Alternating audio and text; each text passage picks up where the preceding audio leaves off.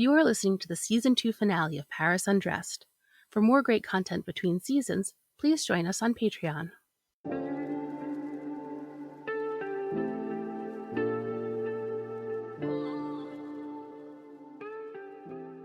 Welcome to Paris Undressed. I'm Kate Kemp-Griffin, your host and the author of Paris Undressed, The Secrets of French Lingerie. Every week, we go behind the scenes of the lingerie capital of the world to explore femininity and sensuality. And if you listen carefully, tuning into both the conversation and the whispers of your body, you'll find joy, beauty, and delight. My guest today is lingerie designer Ilaria Neri. Born in Italy, Ilaria grew up in Bordeaux and earned a degree in foreign languages before studying at Esmod, a prestigious fashion and design school in Paris. Ilaria has designed for brands such as Daniel Hechter, Bastille, and Fillandises. In today's podcast, we talk about lingerie and the creativity involved in both making and wearing it.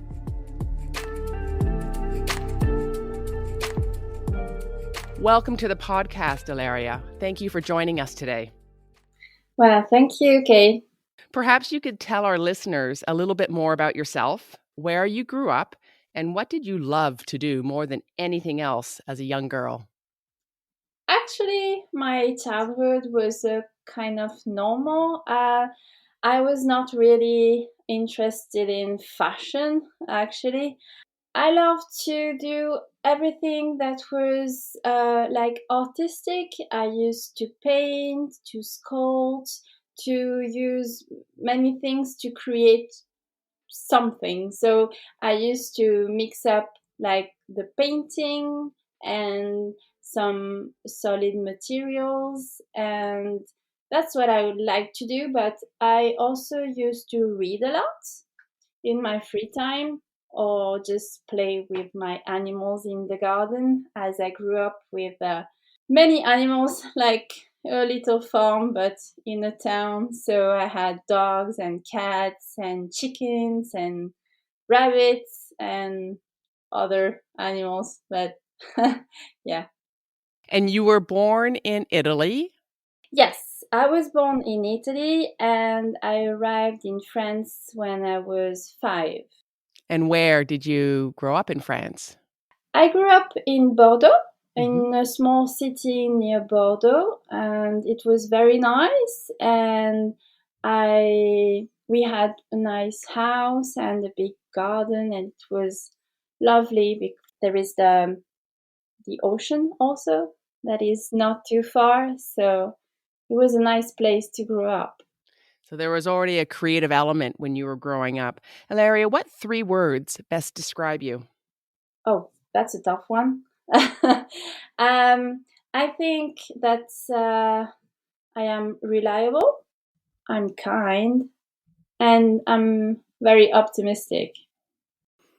I think kind, optimistic, and reliable is a great combination for making lingerie, for delivering lingerie, and for caring for women. So we'll see how those words evolve throughout the conversation. As a young woman, what was your relationship to fashion and to your body? I guess that, like many young women, it's always kind of challenging to accept your body, and you grow up comparing yourself a lot to your friends, and of course to the girls that were the most popular. I was not a popular girl, so I was not like a model for anybody. I was also kind of boyish. I was like a tomboy, we say, I think, in English. I grew up with a brother and 3 male cousins, so I used to play football and play rugby instead of playing with dolls. So I was always more comfortable around boys than around girls. But then there was fashion, and I think that around the end of, I don't know how you call it in English, before high school. Yeah, middle school. Yeah, middle school. The final year of my middle school period, I became a woman. I had my period and my body started to change. And then I felt more like a girl than as a child. And I started to be interested in fashion. So I wanted to wear more skirts. And in this period, there was this fashion with how do you say? Not high heels, but the shoes that had Oh, the wedge, a compensated heel. So you were walking along. Yeah, compensated heels. yeah, Yes, yeah. like little boots, but with compensated base. And that's what I wanted to try as a new identity. But I was always very shy. So it was not in order to be seen, it was more in order to feel like I belonged with the femininity. And from tomboy to skirts and to curves and to periods, along came your first bra. Can you tell us about your first bra? Ha! That's very funny because I work in the lingerie industry and I meet lots of people who have these huge souvenir about their first bra. Well, you know what? I don't remember. I have no idea what my first bra was. The only thing I remember about my first bras is like I remember wanting that it was padded. The Mm. cups had to have a pad. So I felt like I was protected inside my little tiny breast. But I think I don't really remember also because my breasts, they grew very fast. It was like I had nothing, and within a month or two, I had a B cup already, and I still have the scars. But yeah, so I think that maybe it was kind of traumatic, and that's why my brain it just stopped the memories. Well, I think the transition from being a young girl to wearing the accessories of being a woman and adjusting to all that doesn't necessarily happen at the same time. I think it all happens at different times, and our acceptance of our body changing and our appreciation at the wonder of it, again, doesn't necessarily happen at the same time. And working in the lingerie industry, people sometimes think that that might just all be something that we're all very easy with. And comes easily. And it's always interesting to speak to designers. You weren't a designer when you were 12 years old. You're just this young girl growing up into her body. So that, what designers make and what designers feel, we're all just sharing a similar journey and transition and through the years. So it's always interesting to hear that there's a few hurdles and hiccups along the way for us all. You decided to go to Esmod, a fashion design school in Paris. Can you tell us about why you wanted to do that? Oh, that's kind of a long story. Actually, I really began being interested in a fashion school like Esmod when, with a group of friends, we wanted to go and do a show to the Avignon Festival of Theatre. And we needed to make some costumes for the show. And that's the moment I proposed to my friends to take care of it. So I had at the time two jobs, not very interesting jobs, but two jobs. And I also went to the university, and in the evening, I took an evening class, and I learned to draw the costumes and do the patterns and the sewing. And that's how I really began to be interested in fashion.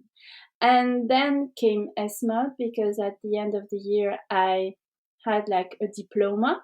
it was nothing really big, but it was also an achievement.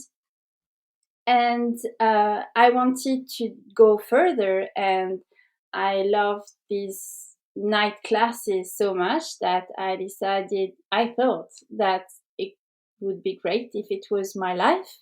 So that's why I looked at fashion schools, and I found Esmod. And actually, Esmod, you can start to study in Bordeaux. So I did my first 2 years in Bordeaux, and then the third year you have to choose a specialty. And I chose lingerie, so I came to Paris to do the final year and finish the school.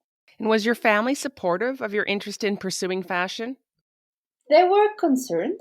I think that the fashion industry is easily viewed as archaic and maybe also kind of dangerous, because when we speak about fashion, we think about the haute couture and the models and a way of life that for a parent, I think it's scary.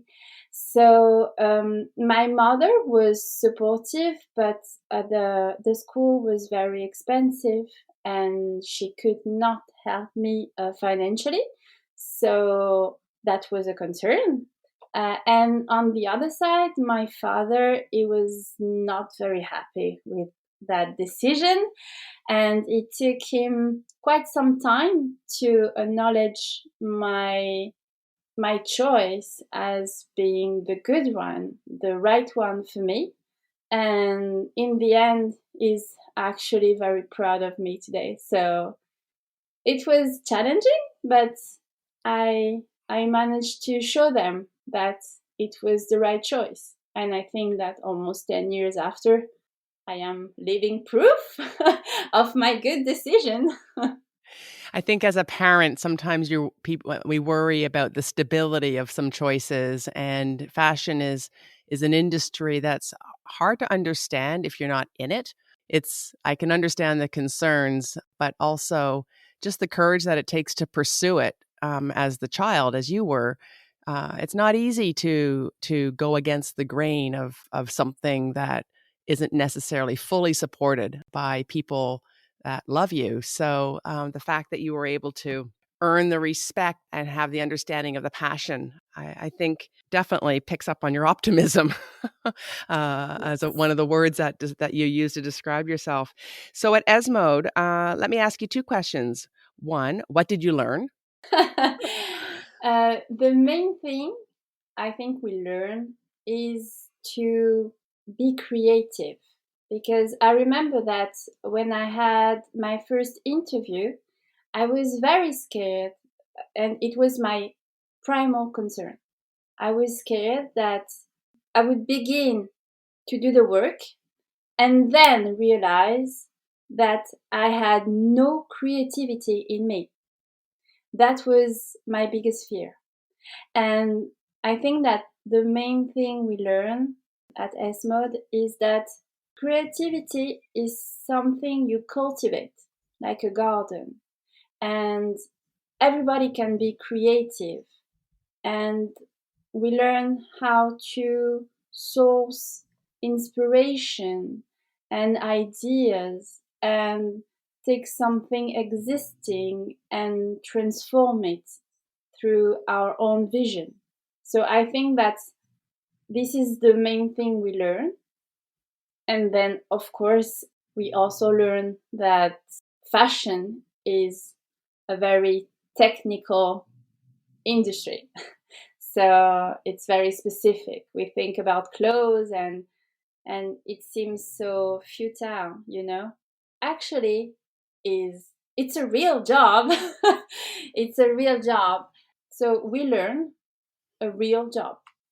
That's very important to say it, I think, today, because today many people just start launching brands and doing things, and they make it seem so easy. And actually, doing it right it's not that easy, especially in lingerie. If you're enjoying this episode of Paris Undressed, you may also be interested in Navigating the French, hosted by Emily Monaco, who engages in a lively conversation with an expert about a French word and its cultural and linguistic meaning to provide keen insights into understanding the French. Tune into this exciting podcast that goes beyond language. Paris Undressed will be right back after a word from our sponsors. And now, back to Paris Undressed. The second question about Esmod is, what didn't you learn? We didn't learn how to adapt to a professional environment. That's really the main thing that struck me when I started working for someone, because I didn't start my professional life launching my own brand. So I had to work with for some people and with some people, and during creating articles that were not really my style. I could sell a drawing of lingerie I found ugly, you know? And I think this is the main thing that we did not learn, how to adjust, how to create, being like a chameleon. Yeah, chameleon. Chameleon, yes. That, and also I think we lack some teaching regarding the fabrics, because there is a world, it's incredible, everything that it's possible to do. And I discovered it. I had the chance to work in a company where the people I was working with were very patient and eager to teach me the fabrics and the difference between the 6 types of laces that you can have, that you can find, and the different types of embroideries you can use, and just the difference between a galloon and a band. It seems really simple, but actually they taught me to speak the right language, the professional language. And what to expect from a fabric, so that when you're working with it, how it can work for you and not against you. And those are tiny pieces that you're cutting and sewing. So it seems as if there's not much involved, but it really is all of this. It's like creating a puzzle, and Yeah. each piece has its role, but each piece also has a different give, a different stretch or no stretch, and then it's on a body that moves as well. You are a lingerie designer, and you've also turned towards education yourself and teach how to launch a brand. So let's talk about that, to give a behind the scenes look and opportunity for our listeners who might be thinking of launching their own brand. How do you launch your own brand? Well, before even thinking about what you want to do, I think the secret of a successful business is, like I was explaining before, you create for someone. So I think that the secret really is that you have to think about everything before creating. You don't start up with a drawing. You start with studying what is already existing and define how to make a difference. And when you have all these informations about the reality of the market and the other businesses, then you can create something that is yours, with your identity, but you will have more chances to really found your own place in the market. So you think it's really important to know the market first before you have a kernel of an idea? Yes, I think today it's the most important thing. When I work with my clients today as a freelance designer, and I insist on designer, I usually ask them to spend 1 month with me talking about anything but the lingerie or whatever they want to create and produce. First, I want to know who they are, who they want to be, what are their values, what do they want to promise to their customer, and how they want to work, and how much they want to produce, and what difference they want to make on the market. And we spend usually 1 month talking only about that, and then we can start talking about the designing. And that's a really important thing for me today, because today I think that if someone comes and asks me to design a collection, I could do it. I could charge a little and it would take me 2 days, and then they wouldn't know what to do with it, actually. And I think that today, this is what makes a difference between a successful project and a project that will end up, we don't really know where. So, in your work for people who want to start their own brand and in your work for existing brands, knowing that difference or that element that they're going to bring to the market is really important. And when you're working with brands that exist already, do they know the answer to that question? That's what I ask them. And sometimes they kind of lose their way. So it's also part of my job, I think, to help them remember or help them choose another direction. And usually I use this metaphor and I say launching your brand or creation is like a highway. You take the highway, you have exits. You could go to Toronto or to Paris or to Lyon if you want. But it's not because you could do it that you should do it. Everything is possible, but you have to choose your direction. You have to choose your destination. And this is the DNA of your brand. And it has to be strong. It has to be clear for your customer. And this is how you make a difference in the market, and also how you make your customers come back because they recognize something about themselves in your brand. And that's the difference. So when I work with existing brands, sometimes they want to do something new, and the challenge for me is to propose something new, respecting what they were. And it's a different job. No, I'm just thinking about the fact that you're a freelance designer and coming in from the outside.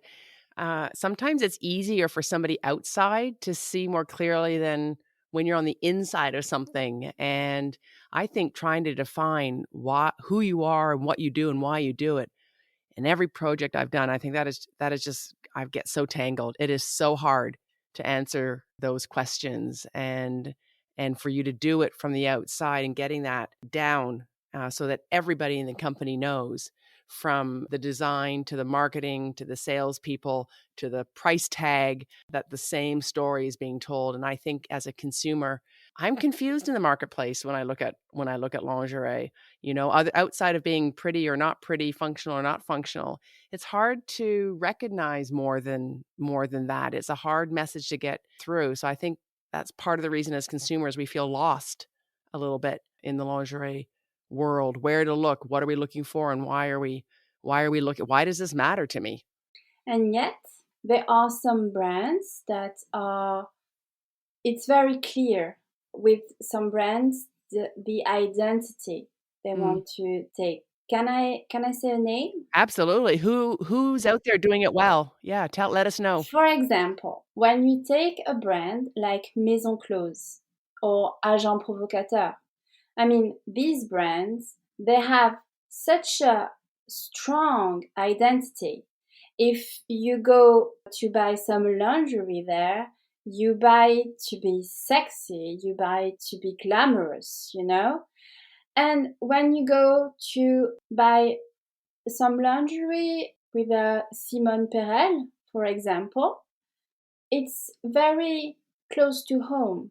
You know, it's beautiful, it's refined, but it's for every day, you know, and it's really a part of yourself.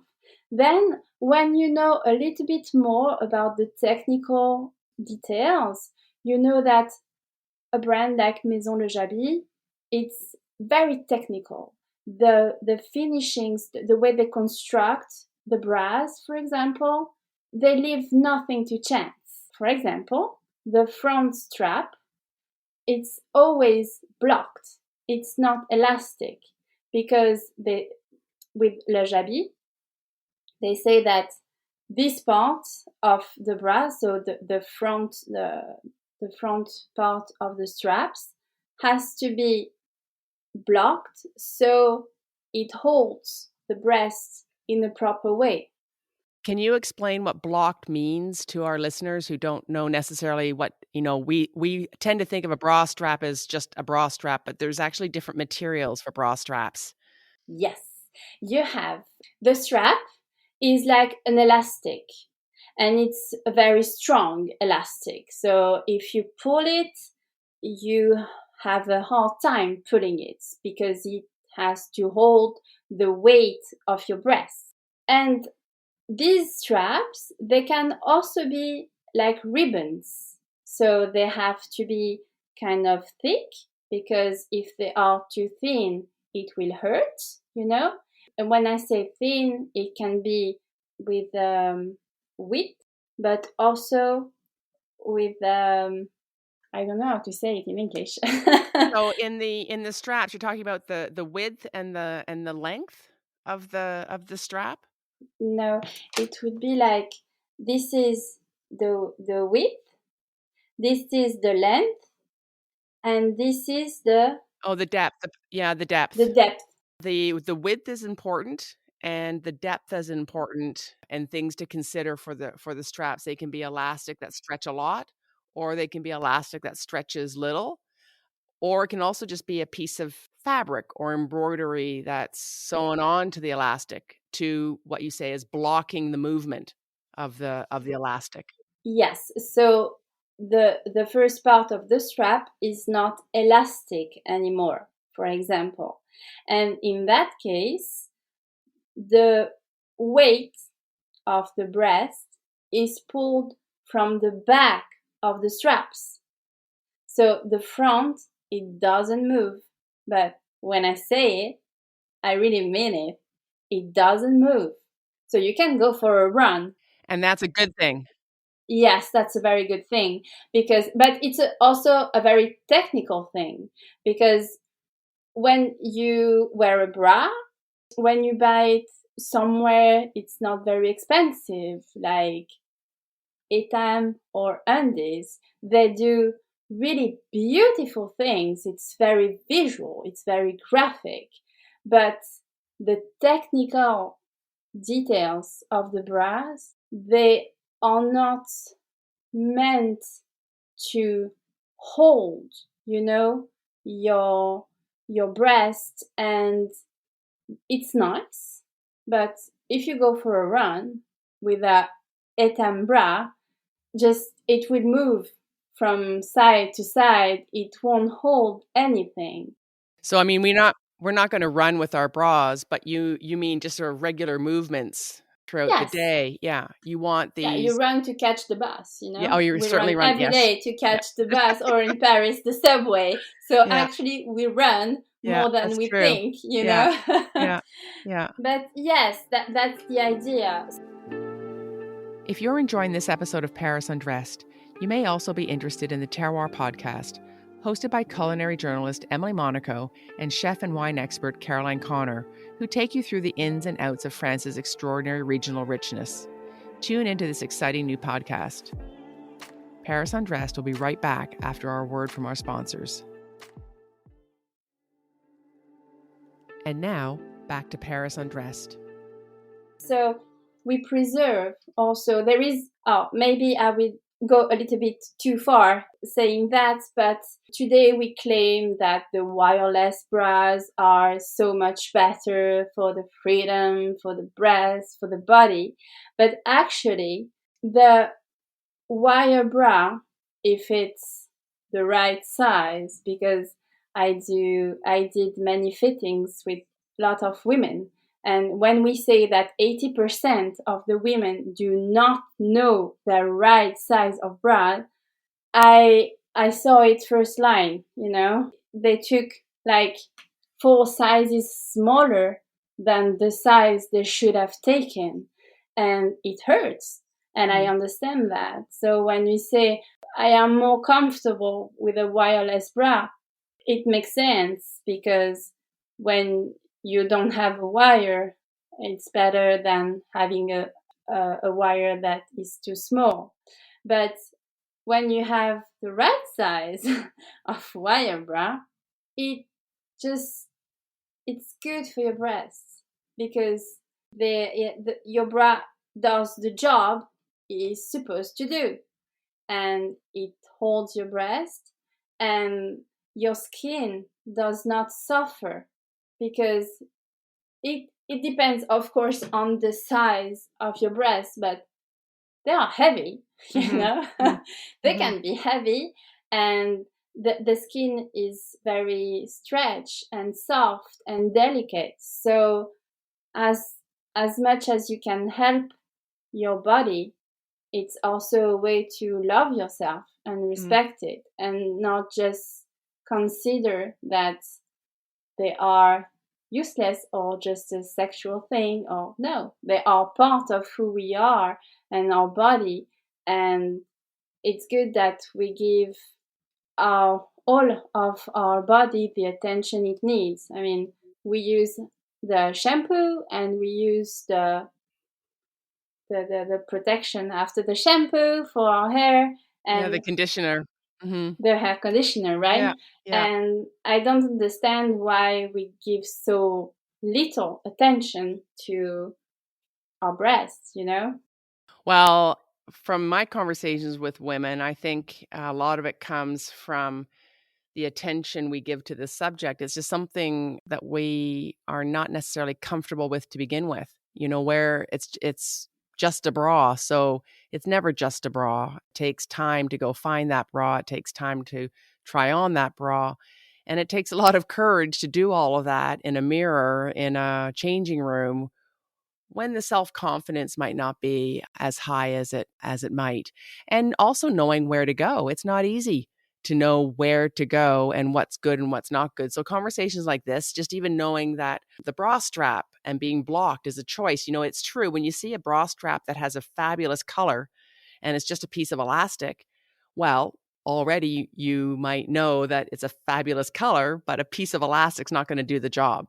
So things like that, just being able to recognize when the technicity and when the technical aspect's been, the detail of it's been respected. For creativity and inspiration, you talked about creativity being something that you cultivate like a garden. How do you cultivate your own creativity?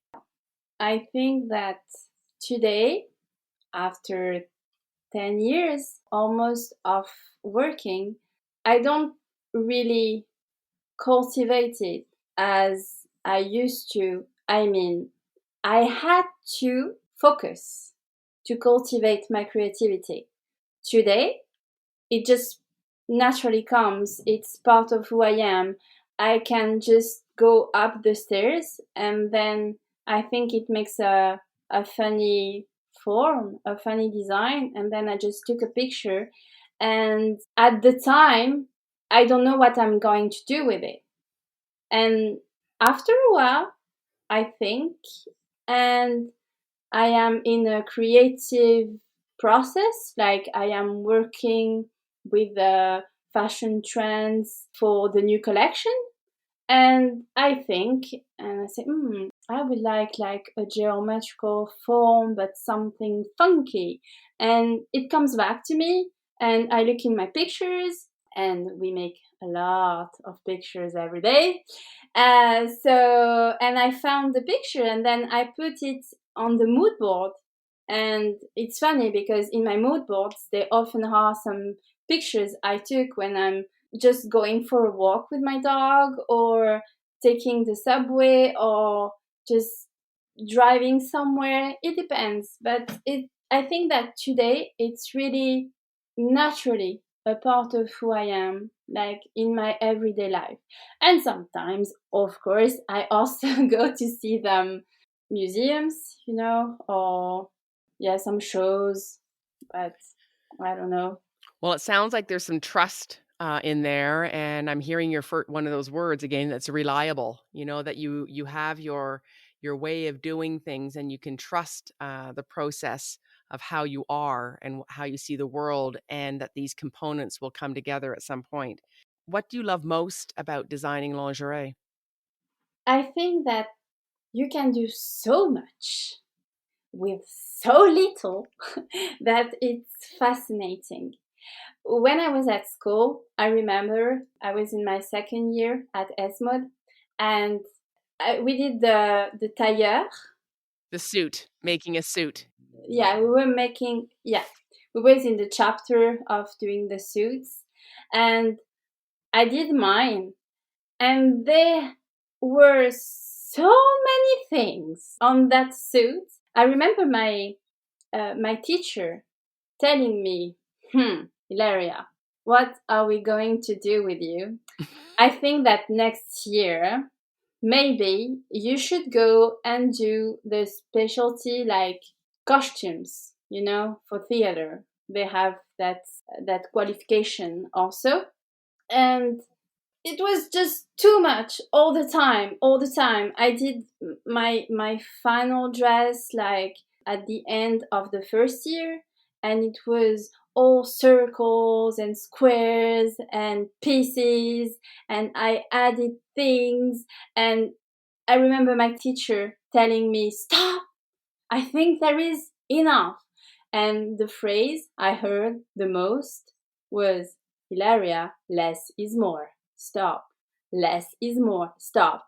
And what's very interesting in the lingerie is that you could never stop. And it would always be beautiful. And have you learned your lesson, or is more still more? That's why today, Kate, I don't do prêt-à-porter. Yeah. I feel like a usurper when I design a t-shirt for someone and there is nothing on it and they are very happy, and I hear myself thinking, are you really going to charge for it? No, I don't think so. I have to add a patch or maybe some finishings. Oh no, let me do some top stitching. No, stop. So that's why I just do lingerie or homeware or nightgowns or things like that, because then I always feel like there is not enough. And so no, I did not learn my lesson, I think. Well, I think we're glad you didn't. Sometimes, there's two sides of that: less is more, and more and more, and more is more. And I think that's one of those things in lingerie that the consumer can decide for herself. It's perhaps Yes. trying each one and deciding which way do you feel. And it can be both. You don't have to pick on a certain day. Sometimes less is more, and some days more is definitely more. Who has played a defining role in shaping your work and creativity? I think cabarets. Hmm.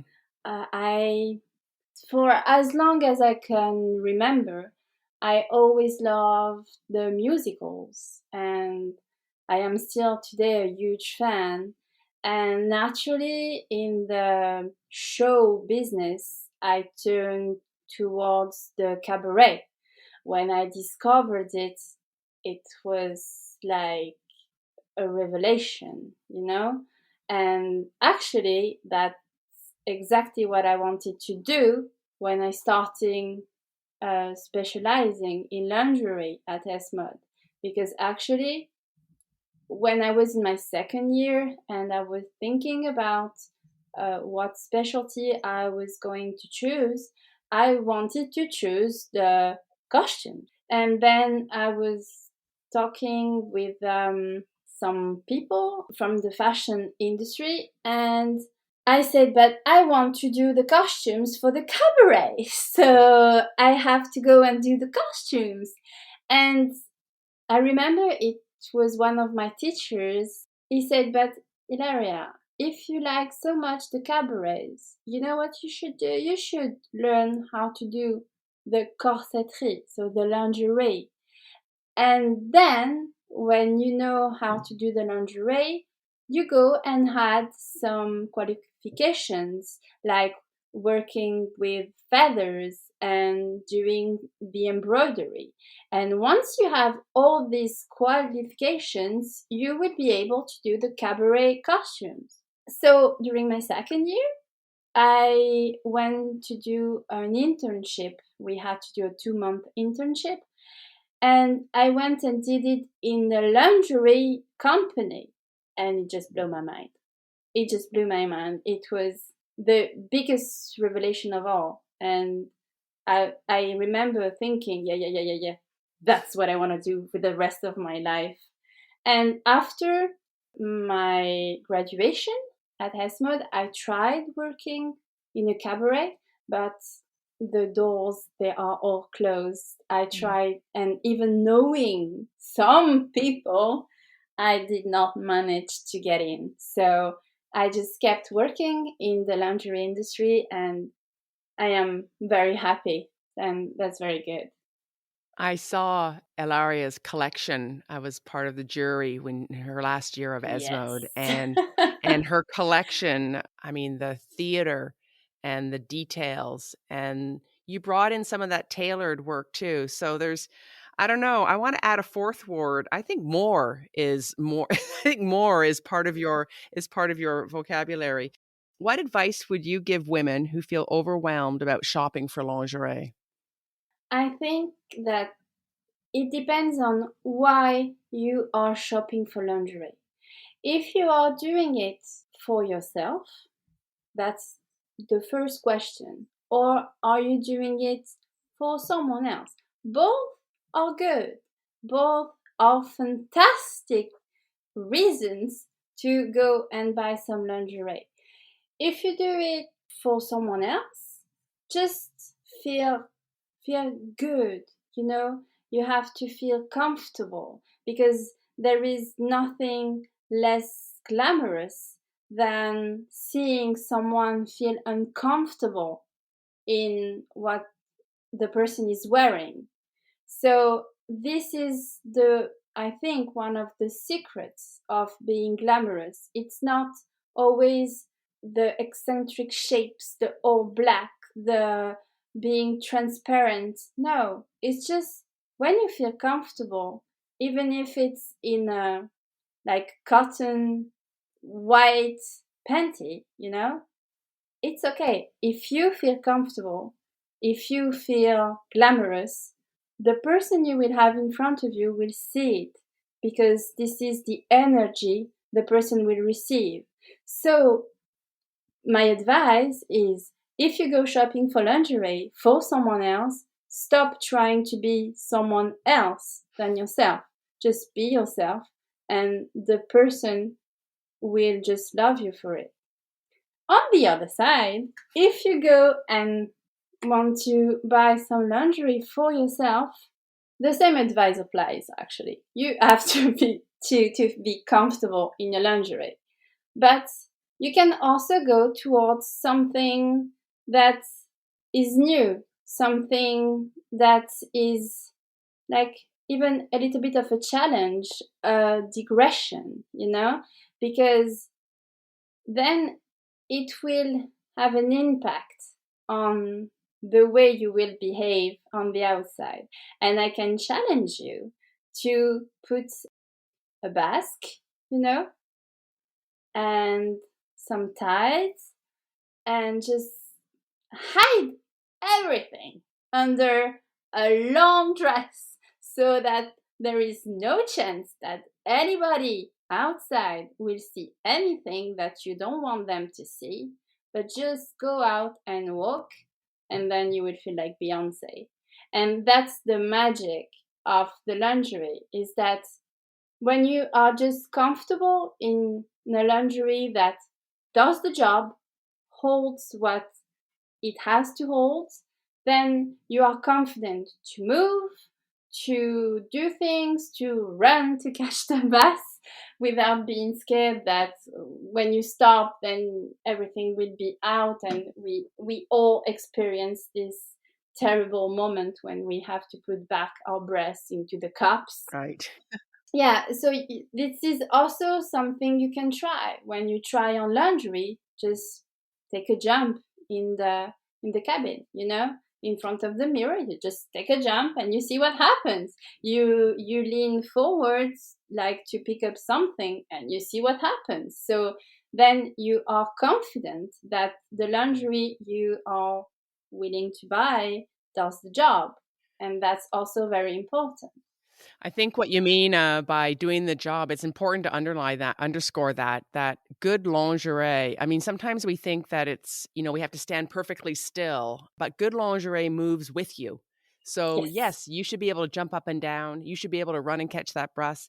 You should be able to break out of your desk and do a disco dance if you want to. Yes. And the bra moves with you. You move. It all moves with you. And I'm also hearing just this notion of being more playful in some choices when you're unsure, and that this idea that it doesn't mean that you have to actually undress right away. You can actually have it underneath your clothes and just see where that goes. This idea of lingerie, I don't know, there's something in the market that just always sort of seems to suggest take it off. And it most certainly can be taken off, but it doesn't have to be the first thing that happens. Figure out how you feel in it first, fully dressed, and see how you move underneath. If you're enjoying this episode of Paris Undressed, you may also be interested in Paris: A State of Mind with hosts Gail Boisclair and Marie Pistinier as they talk about the ins and the outs of property rentals and purchases in and around Paris. Whether you are looking to rent or buy, tune into this exciting podcast. Paris Undressed will be right back after a word from our sponsors. And now, back to Paris Undressed. When you're not making beautiful lingerie, what do you like to do? Well, it's been 2 years now that I left Paris, and I have now a little bigger flat with a piece of garden, and my latest love is my little garden. So I'm always going there and taking some bad grass or adding a plant or cutting or talking or just cuddle my tree and talking to my plants. That's really what I love doing now. So I guess just being closer to nature, that's something. And if not that, there is always my dog that I love very much. It's like my best companion. And that's the two main things I really like to do lately in my everyday life. And in your lingerie drawer, how is your lingerie drawer organized? Oh. and truth be told. I think I have one of the biggest drawers and full drawers of lingerie that you can find, and I have to be honest, every kind of lingerie. But I am the same customer for clothes than for lingerie. So I can buy some lingerie on a website like Shein. I'm okay with that. I am not judging. And they have some pretty amazing lingerie. And when I want to buy something really nice, a high quality, Simone Perel is really my best choice. But that's mine. And I also would like to take this opportunity to add something that has to do with your previous question the advice I could give to a woman that wants to buy some lingerie, we need to keep in mind that every brand is not for everybody. And we all have a unique body. And it's not because you have a size that you can buy this size anywhere. So, for example, when you take a brand like Obad, I love what they do, but the way they fit, it doesn't fit me. And the bras, the cups, it's the right size, but they are too big for me.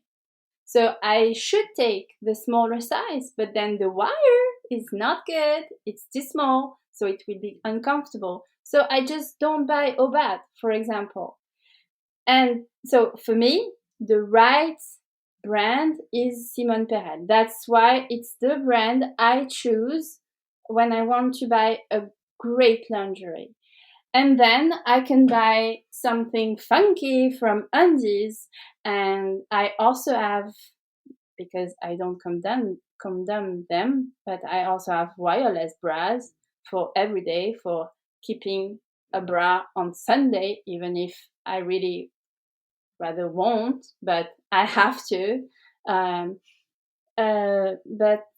so I have many different kinds. I have many colors. I have printed. I have just with mesh. I have with lace, with embroidery, plain. Oh, I have everything I think the market has ever proposed. I'm hearing more in Yeah. your lingerie drawer too. I don't know. I'm going to add that fourth word, more. I think you're Okay. all about more, and you do more so beautifully. It just makes me want more as well, and to live life more. That's also what I'm hearing in the lingerie making and the creative process, is just sort of just the abundance of more and possibility. Ilaria, thank you so much for joining me today and for creating such beauty and inspiration. Well, thank you for having me. It was an honor. Thank you, Kate. To learn more about Ilaria and her work, visit her website, ilariaNeri.com. That's ILARIANER.com. And thank you. Merci for listening to Paris Undressed. And if you enjoy this podcast, please share and subscribe so we can continue to connect our stories one bra at a time. You can find me, your host, Kate Kemp Griffin, on all socials at Paris Undressed and at Catherine Kemp Griffin. You can also find the links on our episode page. Paris Undressed is produced by Paris Underground Radio. For more on this show and shows like it, please go to parisundergroundradio.com. Merci et à la prochaine. This episode of Paris Undressed was produced by Jennifer Garrity for Paris Underground Radio. For more great content between seasons, please join us on Patreon.